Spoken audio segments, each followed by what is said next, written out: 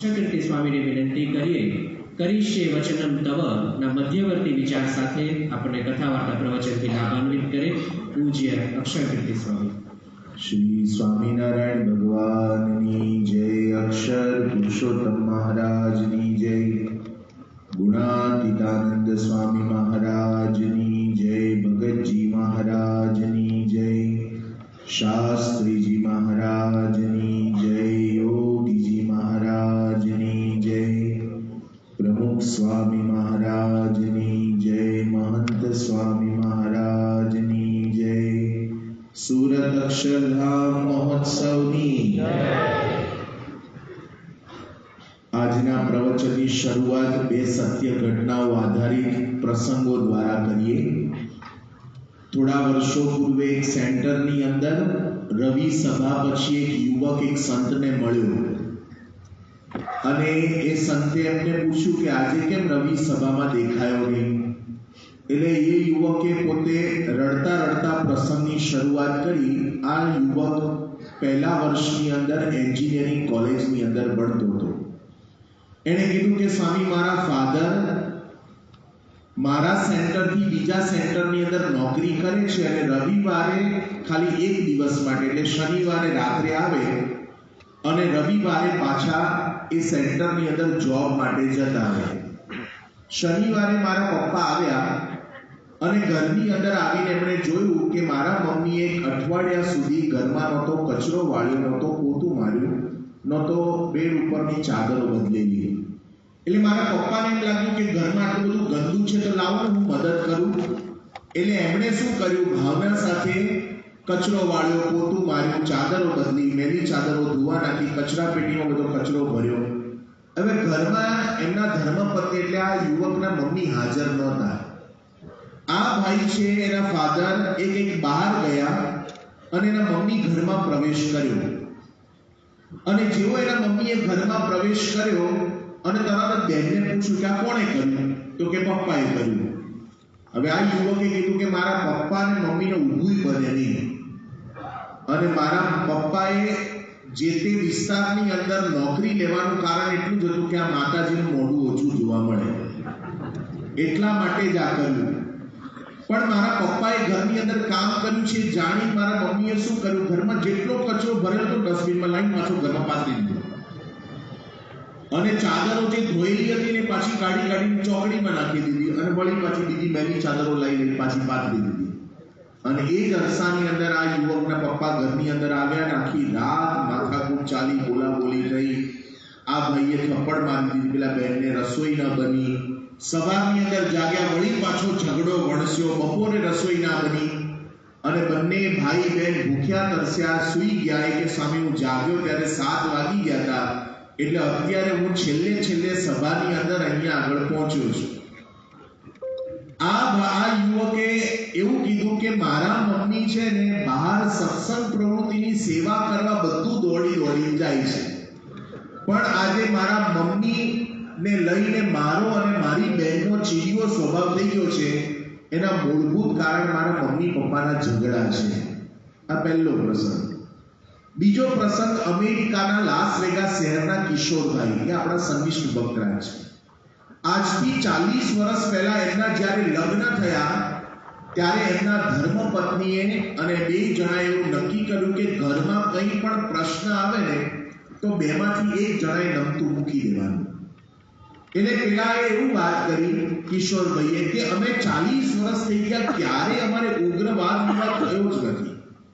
એ કે 40 વર્ષ પહેલા જ્યારે લગ્ન થયા મારી નોકરી શિફ્ટ ડ્યુટી વાળી હતી તો મારે ઘણીવાર વહેલી સવારે જવાનું થાય, બપોર જવાનું થાય, નાઇટ ડ્યુટીમાં જવાનું થાય.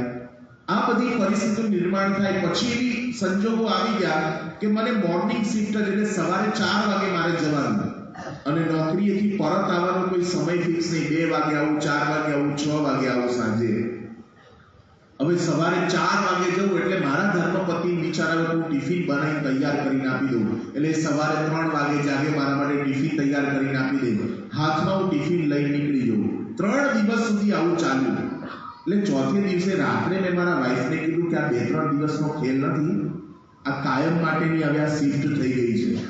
એટલે તું આટલો બધો દાખલો કરે છે એના કરતાં મારે કોઈ પરીક્ષા નથી, હું તો બીજી ગમે તે વ્યવસ્થા કરી જમી લઈશ, અથવા તો નાનું મોટું સ્નેક્સ લઈ લઈશ, તો તું આવી રીતે વહેલી ના ઉઠીશ. એ વખતે એમના ધર્મપત્નીએ એમને કીધું કે તમે મારા પતિ છો, તમે આખું ઘર ચલાવો છો, કમાઈને આપો છો, તો એક પત્ની તરીકે મારી જવાબદારી એવી બને છે કે મારે એટલીસ્ટ હું તમને ટિફિન તૈયાર કરીને તો આપું. અને આ કિશોરભાઈ બોલ્યા કે 40 વર્ષમાં એક પણ દિવસ એવો ખંડિત નહોતો કે મારી વાઈફ 3 વાગે ઉઠીને ટિફિન 4 વાગે તૈયાર કરીને ન આપ્યું હોય.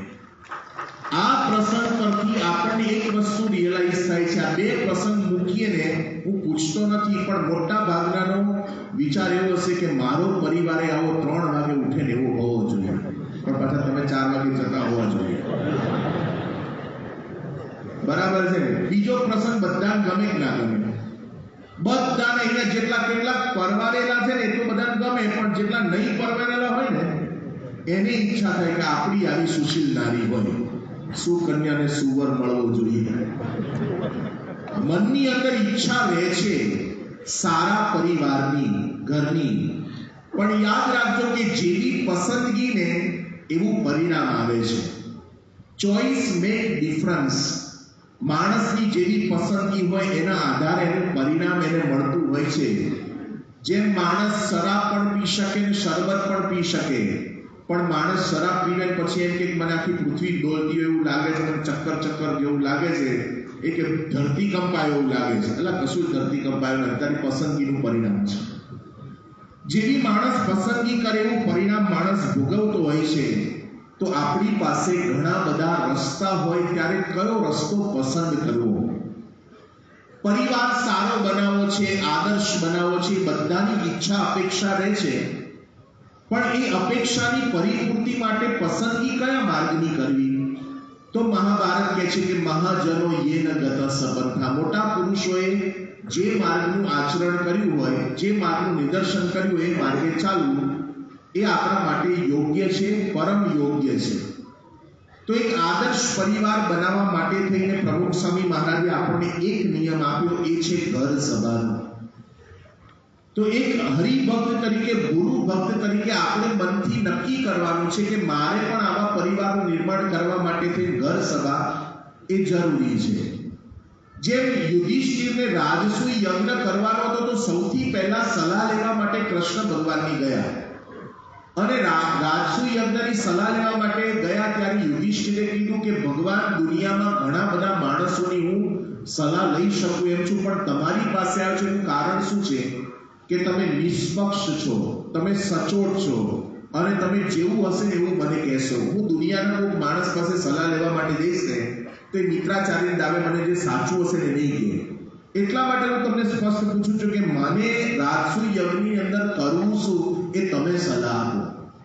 તો યુધિષ્ઠિરના મનમાં સંપૂર્ણ સ્પષ્ટ હતું કે આ દુનિયાની અંદર કદાચ હજારો લાખોની વસ્તીમાં કેટલાય સંપર્ક વાળા છે, પણ નિષ્પક્ષ વ્યક્તિ કોઈ હોય કે જે મને યથાર્થ માર્ગદર્શન આપી શકે એવા કૃષ્ણ ભગવાન પોતે એક જ છે.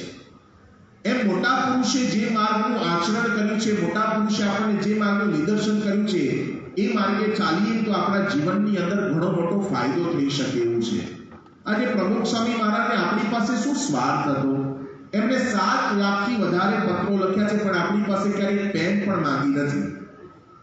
પ્રમુખ સ્વામી મહારાજે 2.5 લાખથી વધારે ઘરોની અંદર પધરામણી કરી છે, પણ ક્યારે કોઈ હરિભક્ત પાસે ચપ્પલની એક જોડે માંગી નથી. ક્યારે હજારો માઇલની મુસાફરી કરી છે પ્રમુખ સ્વામીએ, ક્યારે રાજકોટના એક પણ હરિભક્તને એવું કીધું નથી તું મને નવી ગાડી લઈ આવ. અરે ગાડી શું, ગાડીના સીટના કવરે માંગ્યા નથી કોઈ દિવસ. નિસ્વાર્થ છે સંપૂર્ણ. એમને આપણી પાસે શું અપેક્ષા હોય? એ પુરુષને કંઈ જોઈતું નથી. એ પુરુષ આપણને એમ કહે છે કે પરિવારની અંદર સંસ્કારોનું નિર્માણ કરવું છે, પરિવારની અંદર એકતા સ્થાપવી છે, તો ઘર સભા કરો.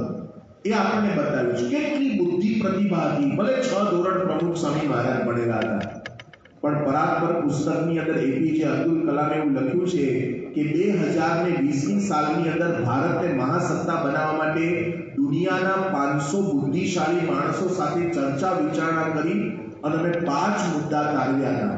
એ 5 મુદ્દા લઈને હું જ્યારે પ્રમુખ સ્વામી મહારાજ પાસે ગયો અને પ્રમુખ સ્વામી મહારાજ આગળ રજૂઆત કરી, ફ્રિક્શન ઓફ સેકન્ડમાં પ્રમુખ સ્વામી એમની બુદ્ધિ પ્રતિભા દ્વારા એવું કહી દીધું કે છઠ્ઠું એક તત્વ ઉમેરી દો, ભગવાનમાં શ્રદ્ધા હશે ને તો 2020માં મહાસત્તા ભારતને બનાવતા કોઈ રોકી શકશે નહીં. એ વખતે અબ્દુલ કલામે લખ્યું છે કે દુનિયાના 500 બુદ્ધિશાળીના મગજમાંથી છટકી જાય એ વાત પ્રમુખ સ્વામી મહારાજે અમારી આગળ રજૂઆત કરી તો કેટલી બુદ્ધિ પ્રતિભા જબરજસ્ત હશે. તો એમની પાસે બુદ્ધિ પણ હતી. કોને હતી? આપસૂજ હતી. અનુભવમાં પણ એકતા હતા. આજે કોઈ એન્જિનિયર માણસ એકવાર રસ્તા ઉપર ચાલી જતો હતો, ગોલ્ડ મેડાલિસ્ટ હતો, અને ભરવાડ મળ્યો અને ભરવાડને એવું કીધું તારી પાસે કેટલા ઘેટા છે? તો કે 100 ઘેટા લઈ જાઉં છું. એ કે 5 ઘેટા રસ્તા પરથી ઉતરી જાય તો કેટલા વધે? તો પેલો કે સાહેબ એકે ન વધે. તો કે અલે આમાં કે કેલ્ક્યુલેટર લઈને ગણતરી કરવાની જરૂર છે, 5 ઉતરી જાય તો 95 વધે ને. એ કે સાહેબ આ ઘેટા છે, 5 જાય તો 5 ની પાછળ 95 એ 95 જાય. હવે એન્જિનિયર પાસે બુદ્ધિ હતી પણ પેલા પાસે અનુભવ હતો. આજે ઘણીવાર બુદ્ધિ હોય પણ અનુભવ ના હોય તોય કશું કામનું નહીં. એક સ્કૂલની અંદર એક વિદ્યાર્થીને એના શિક્ષકે ક્લાસમાં પૂછ્યું કે ઘરની અંદર તમે 5 સભ્યો હોય અને તમારા મમ્મી બટેટા પૌવા બનાવે તો કેટલા ટકા તમારા ભાગમાં આવે? તો એક છોકરો કે મારા ભાગમાં 40% આવે. તો પહેલા 5 જણા છે 40% કેમ ના આવે? તો કે ના 40% જ આવે. એ કે 5 સભ્યો હોય તો 20% ભાગમાં આવે. પેલો બાળક કે મારી મમ્મી ખબર છે મને બટેટા પૌવા બહુ ભાવે છે એટલે એના મને જ આપી દે એટલે 40% મારા ભાગમાં જ આવે. હવે પેલો શિક્ષક એના ગણિત પ્રમાણે ગણાવતો હતો પણ બાળકને એની માતાના પ્રેમનો અનુભવ હતો. ઘણીવાર અનુભવ છે ને એ માણસની બુદ્ધિ આપસૂચ કરતા પણ વધી જાય. પ્રમુખ સ્વામી મહારાજે ઘર સભાની આજ્ઞા કરી છે ને કોઈ હિમાલયની ટોચ ઉપર રહી નથી કરી, કોઈ ગિરનારની ગુફાની અંદર જઈ નથી કરી, અરે કોઈ પર્ણકુટીની અંદર બેસી પ્રમુખ સાહેબ લખાણ કરીને આપણે ઘર સભા કરજો તમારા પ્રશ્નો સમાધાન થઈ જશે. 95 વર્ષની ઉંમર સુધી પ્રમુખ સ્વામી મહારાજે રોજના 300 માણસોના પ્રશ્નો સાંભળ્યા છે, એ પ્રશ્નોનું સમાધાન કર્યું છે અને પછી એના હૃદયની નીપજ આપણને કીધું છે કે હંમેશા હરિભક્તે પોતાના પરિવારના પ્રશ્નોનું સમાધાન કરવું હોય તો એ ઘર સભા કરે તો પ્રશ્નનું સમાધાન થઈ જાય. તો એક ભક્ત તરીકે આપણે હાથ જોડીને ખાલી એટલું જ કહેવું છે કરીશે વચનમ તવ. પણ આપણને છે ને ઘણીવાર અઘરું પડી જાય છે.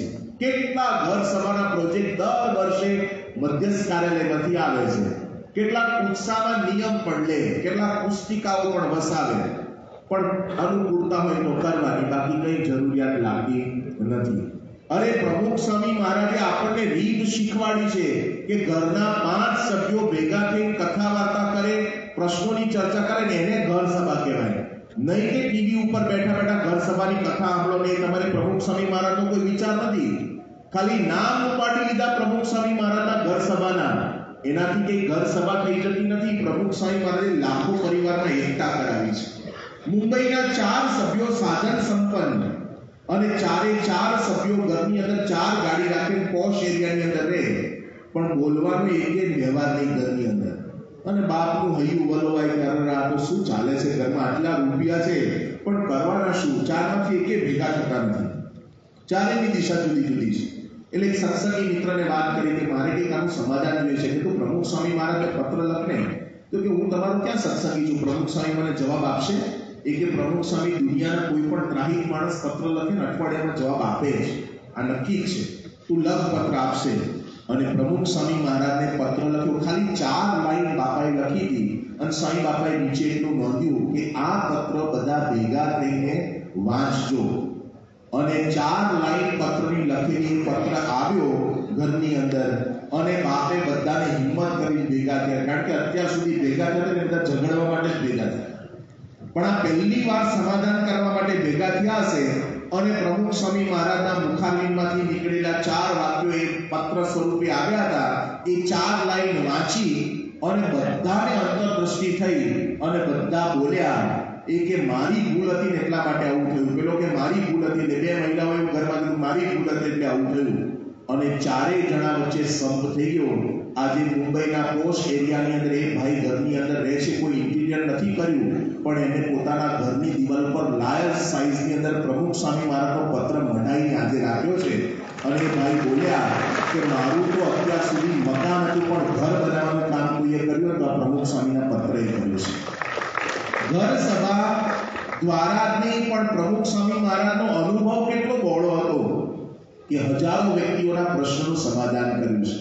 લંડનની અંદર બાપા બિરાજમાન હતા અને સાહેબ ભાઈ હરિભક્તે મરણમૂડી જેટલી કંઈ પણ હતી, જેટલી કંઈ પણ હતું એ બધું મંદિરમાં લખાઈ દેવું એ નક્કી કર્યું. એ નિમિત્તે પારાયણ ગોઠવી દીધી અને સંતોને રસોઈને હરિભક્તોને બધા રસોઈ જમાડવાનું નક્કી કર્યું હતું.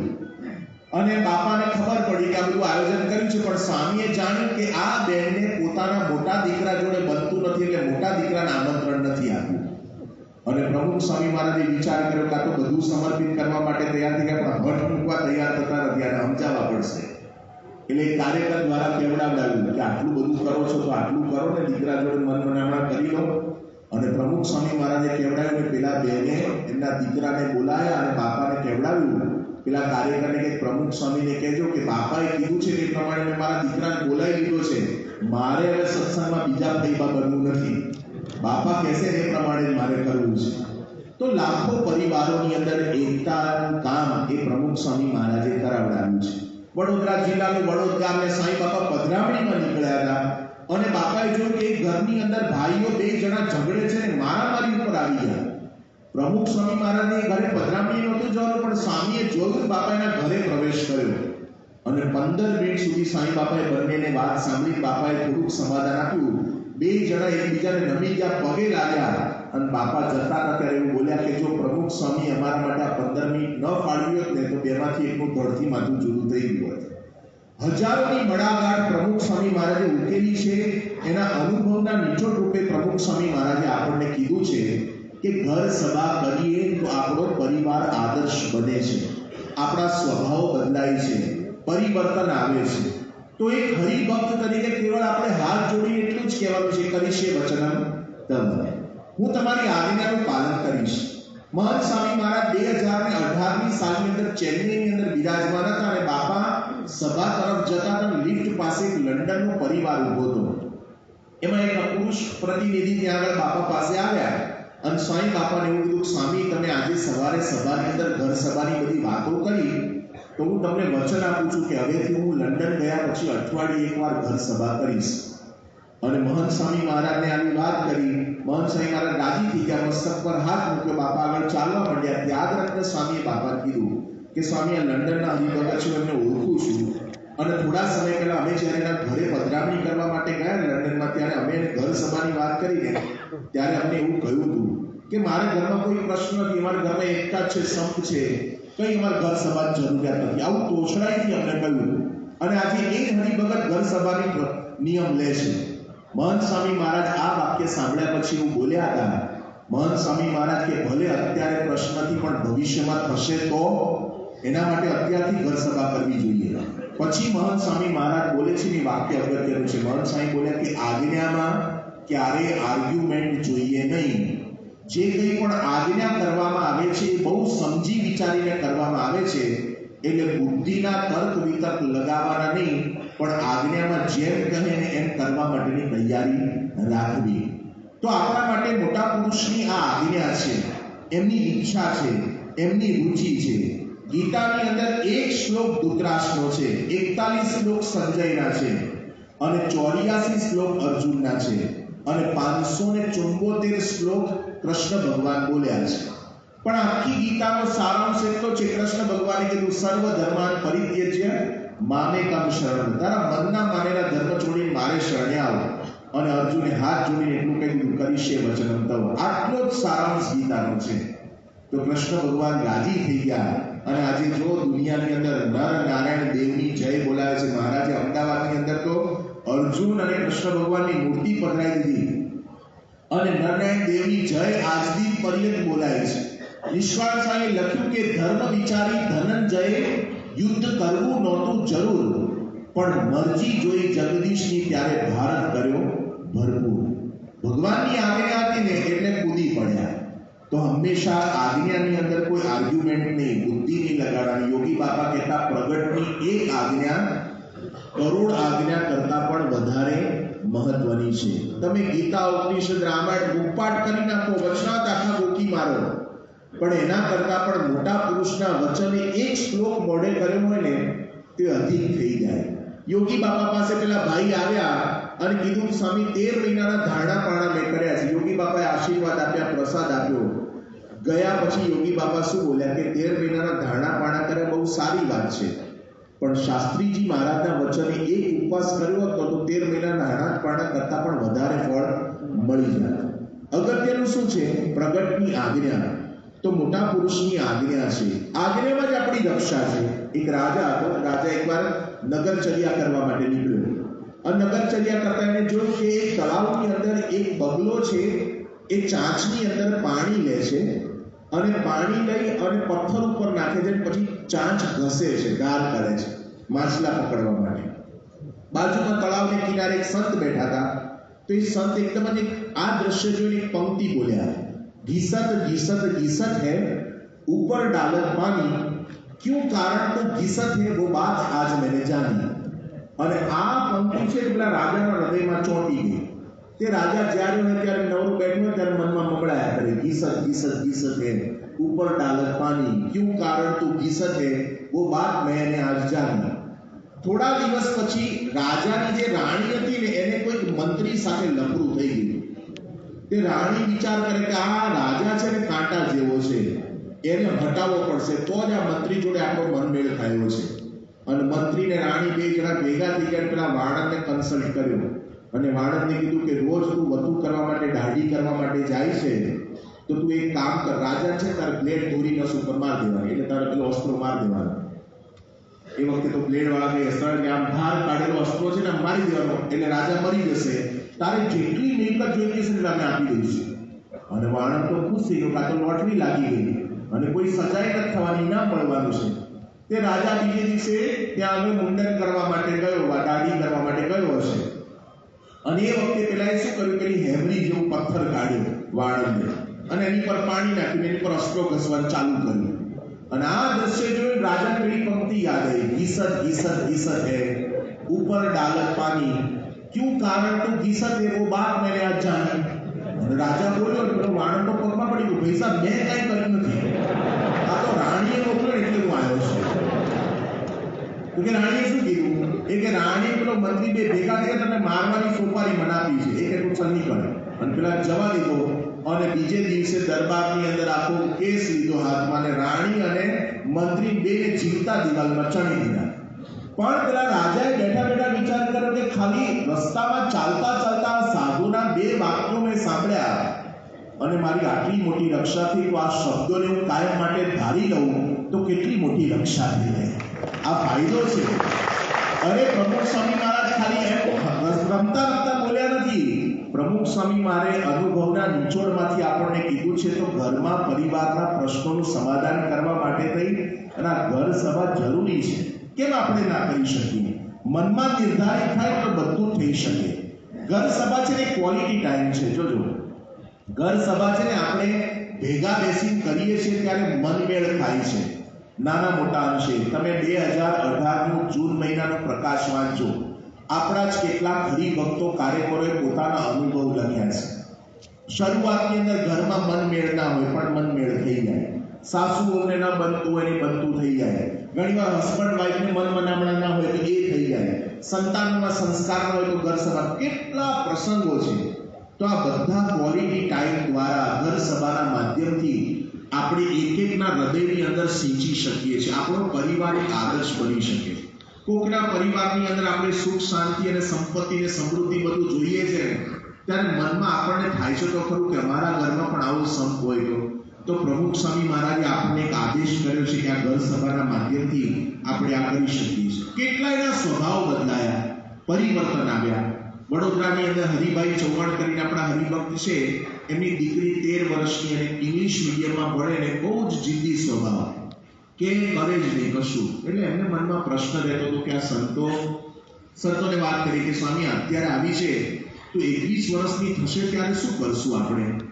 એટલે સંતોએ વાત કરી તમે એક કામ કરો, અત્યારે નાની છે ત્યાંથી ઘર સભા ચાલુ કરો અને કે બહુ ઝાઝો લાંબો ટાઈમ નહીં પણ 10-15 મિનિટ બેસજો અને યોગી ગીતા વાંચજો. અને પછી યોગી ગીતા વાંચવાની શરૂઆત કરી. હવે યોગી ગીતામાં ખાલી એક વાક્ય યોગી બાબાનું કે આપણે પોતાનો એકડો સાચો રાખવો ને કટ વળી જવું. એટલે આ છોકરી ઇંગ્લિશ મીડિયમમાં ભણે યોગી બાબાના પ્રાદેશિક શબ્દને સમજી ન શકી. એટલે એના પપ્પાને પૂછ્યું, પપ્પા what is the meaning of cut? આ કટનો અર્થ શું થાય? હવે અમુક શબ્દો છે ને ગુજરાતીના અંગ્રેજીના થાય, અંગ્રેજીના ગુજરાતીના થાય, બરાબર? અહીં અમે રાજકોટમાં 2006માં નવા મુકાયા મને સમજાતું હતું આ ભઠ્ઠો પડી ગયો એટલે શું થાય. તો 2 મહિના સુધી મારે પૂછવું કોને? સમજાતું જ નહોતું. પછી એમાં સફાઈ વાળો નારાયણસિંહ એકવાર મેં પૂછ્યું તો હસવા માંડ્યો. મને કે હસી બેવડો રહી જાય ને એને ભઠ્ઠો પડી ગયો. હવે એનું અંગ્રેજી શું કરો તમે? ભઠ્ઠો પડી ગયો અંગ્રેજી કરવું શું તમારે? પણ અમુક શબ્દો ગુજરાતીઓના અંગ્રેજીના થાય, અંગ્રેજીના એ પ્રાદેશિક ભાષા. એટલે આને ખાલી એના ફાધરે સમજાયું કે તમારે ફ્લેક્સિબલ થવું, એવું યોગી બાપા કહે છે. તું અમારું કયું નથી કરતી ને, યોગી બાપા કે કેમ કરવું, આવું એને સાદી ભાષામાં સમજાયું. પેલી છોકરીના અંતરમાં પ્રકાશ થયો કે પપ્પા યોગી બાપા કહે છે કે મારે કરવું જોઈએ, પણ કે મને જુદી સ્વભાવ છે ને, કાલથી હું ના કરું તો તમારી મને યાદ કરવાનું એટલે હું કરવા માંડીશ. બીજે દિવસે સવારે દીકરી જાગે, પપ્પાએ કીધું બેટા કચરો વાળી નાખ. પેલી છોકરી કે નહીં કરું. તેની મમ્મી રસોડામાં બોલી કટ, એટલે પેલી તરત કરવા માંડી. એની મમ્મીએ કીધું તું ઇસ્ત્રી કરના કપડા, તો કે નહીં કરું. તો કે કટ. બોલો આ કેટલું સરસ છે, આવું ઘરમાં અપનાવવા જેવું. તમારા ઘરવાળા ના કરતા ને કે આવું કટ. બધું ખબર હોવી જોઈએ યોગી બાપાનું વાક્ય છે એટલે રામ આવે ફટાફટ થશે. પણ વાસ્તવિકતા છે એક નાનો શબ્દ, એ શબ્દ કેટલો પ્રકાશ કરી શકે છે. અરે આપણા એક મોટા પુરુષના મોઢામાંથી નીકળેલા વાક્યો આપણા માટે અમૃતના બિંદુ છે. અને આપણા ઘરમાં પરિવારની અંદર નાના મોટા પ્રશ્નોનું સમાધાન કરી શકે એટલું સામર્થ્ય એક શબ્દોમાં છે. પ્રકૃતિ આખી બદલી જાય ઘર સભાના માધ્યમથી. હેતલભાઈ પંચાલનો પ્રસંગ સ્વામિનારાયણ પ્રકાશમાં છપાયેલો 1985ના વર્ષની અંદર ગુણાત્મક સંઘ દ્વિશતાબ્દી મહોત્સવ પ્રસંગે આ યુવક સેવામાં આવ્યા હતા અને ભુજ પાસેના માંડવી ગામના અને એના ફાધર સાથે સેવામાં આવ્યા હશે.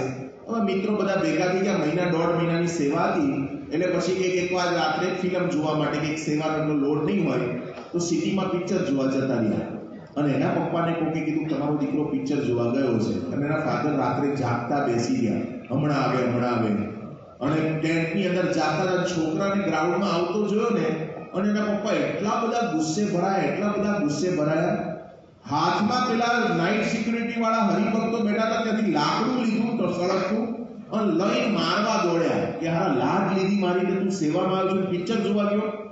સંતો વચ્ચે પડ્યા, માંડ રાહત કરાવડાવી, શાંત પાડ્યું બધું અને પછી થાળે પડ્યું. થોડા દિવસ પસાર થયા અને હેતલભાઈ કંઈક સેવામાં ગયા હશે અને સેવામાં જતા ત્યાં કોઈ હરિભગતનું સ્કૂટર લઈને ગયા હતા અને સ્કૂટર લઈને નીકળ્યા હશે ને, અને એ વખતે કોઈ હરિભગતના સ્કૂટરની સાથે બીજા બહાર કોઈ એક્સિડન્ટ થયો ને હરિભગતના સ્કૂટરને ગોબો પડી ગયો.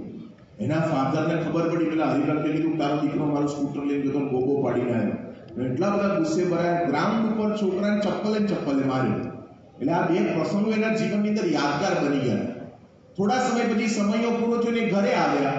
એટલે 2-3 મહિના પસાર થશે, દીકરા માટે નવું બાઇક લીધું અને છોકરો બાઇક લઈને ભુજ તરફ જતો હશે, રસ્તામાં એક્સિડન્ટ થયો અને બાઇકનો તો સાવ સત્યાનાશ થઈ ગયો, કૂચો નીકળી ગયો અને છોકરાને થોડુંક વાગ્યું તો એટલે હોસ્પિટલાઇઝ કર્યો હતો. હવે હોસ્પિટલમાં સૂતા પેલો પ્રસંગ વિચાર કરે છે કે કોકના સ્કૂટરને ગોબો પડ્યો હતો અને મને ચપ્પલે માર્યો તો આ નવું બાઇક જતું તો હિટલર કરશે શું? એટલે બિચારો ફફડતો તો ટેન્શનમાં હતો.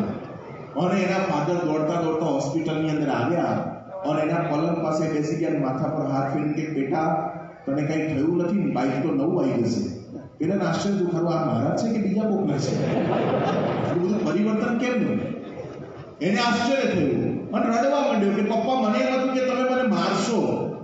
એક પ્રસંગ આવતનું તમે બધું મારી પર ગુસ્સે થયા હોય તો આ તો હાવ નવું બાઇક જતું રહ્યું.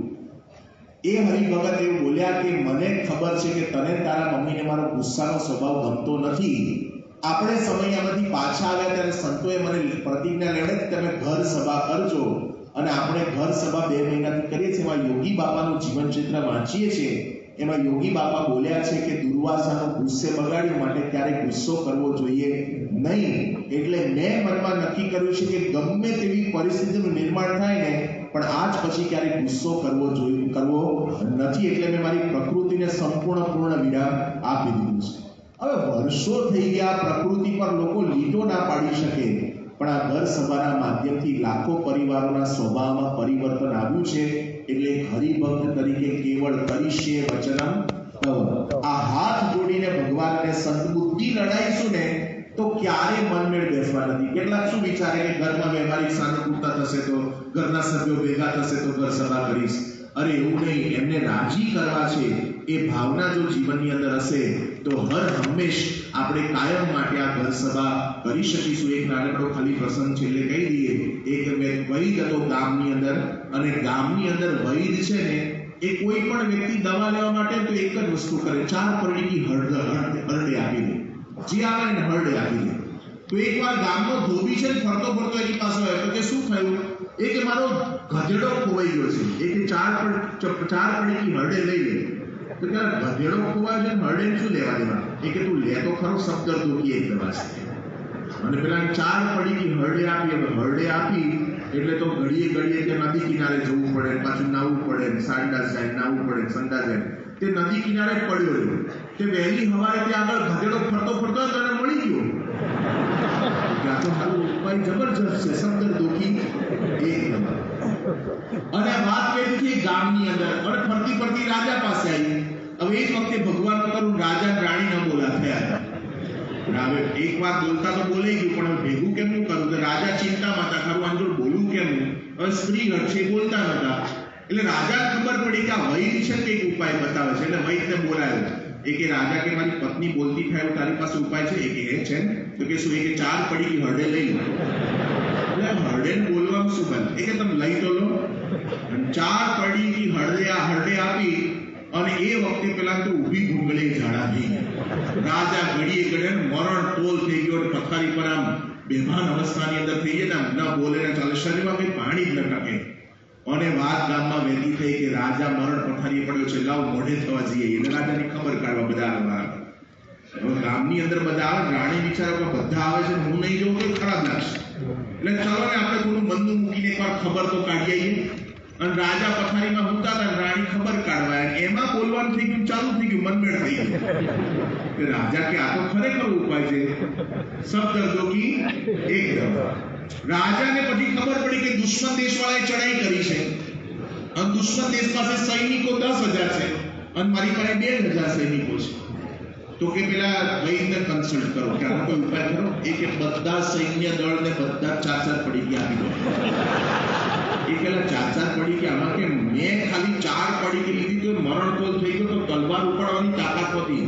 અને 2,000 જણા અંદર બહાર થશે તો યુદ્ધ લડીશું ક્યારે? એ કે આપી દો, બુદ્ધિ ના લડાવો. અને રાજાએ ફરમાન બહાર પાડ્યું કે કબજિયાત હોય કે ન હોય, બધા 4 પડીકી લઈ લીધી. બધા 4 પડીકી આપી દીધી.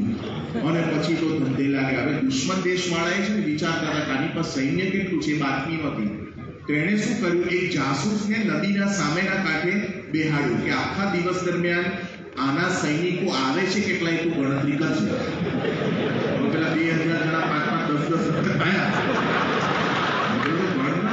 આપણી પાસે 10,000 છે, આની પાસે 20,000 છે. આમાં આપણે કઈ કરાય નહીં. એટલે દુશ્મન દેશવાળા આવ્યા ને કે સલાહ કરે, આપણે સમાધાન કરી લઈએ. મારે તમારી જોડે યુદ્ધ કરવું નહીં, તમારી જોડે 20,000 નું સૈન્ય છે અને મારી પાસે 10,000 નું સૈન્ય છે. રાજા રાજી થઈ ગયો કે આ વૈદ કહેતો તો ને બરાબર છે, સબ દર્દો કી એક દવા. એમ પ્રમુખ સ્વામી મહારાજ કહેતા કે કદાચ આર્થિક પ્રશ્ન આવે, વ્યવહારિક આવે, સામાજિક આવે, પણ સબ દર્દો કી એક દવા ઘર સભા. એ જો જીવનની અંદર ઘર હોય તો ત્યારે આપણા જીવનની અંદર પ્રશ્ન ન આવે. એટલે હરિભક્ત તરીકે હંમેશા હાથ જોડીને વર્તવાનું અને બોલવાનું કરી